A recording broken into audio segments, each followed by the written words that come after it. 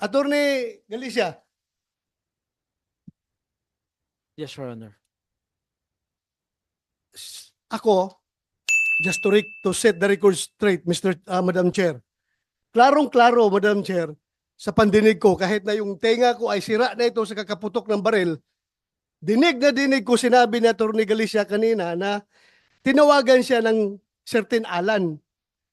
Tapos ngayon, nung sinabi na niya ngayon na dinideny na niya na hindi niya alam yung last name ng Alan na tumawag sa kanya, nagbago ng statement niya na ang tumawag doon sa kanya, sekretary niya.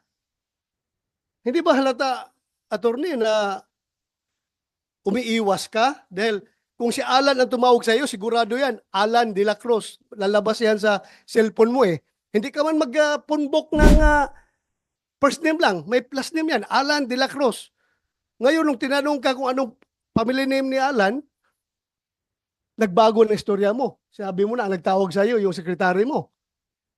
Dinig na dinig ko, attorney, kahit i-playback natin yung recordings dito. Sinabi mo kanina, kay yung tanong ni Senator Joel o ni Senator Risa, na may tumawag sa iyo, Alan, huwag tayong maglukuhan dito dahil nakakahiya na, puro tayo lukuhan dito. Ayusin natin ito. Attorney, you are facing a committee na nag-imbestiga. So, are you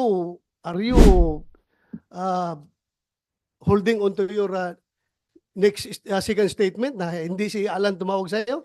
Opo, Ipe-play ko yung recording dito. hindi po talaga, Senator. In fact po, Pero sinabi mo kanina na si Alan ang tumawag sa iyo. hindi po talaga siya tumawag sa akin. Musik, Madam Chair, baka pwede natin Yes, Kung Senator. baka mamaya lalabas ako ang nagsinungaling dito kahit Hindi na naman may, po. may kabingihan na ako.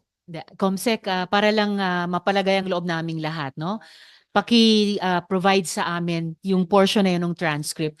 Yes, kung ano ang sinabi ni Attorney Galicia tungkol dun sa pagtawag nung Alan sa kanya. Mm-mm. At saka, if I may interject, Senator, Attorney Galicia, kanina nabanggit ko, no, importanteng malaman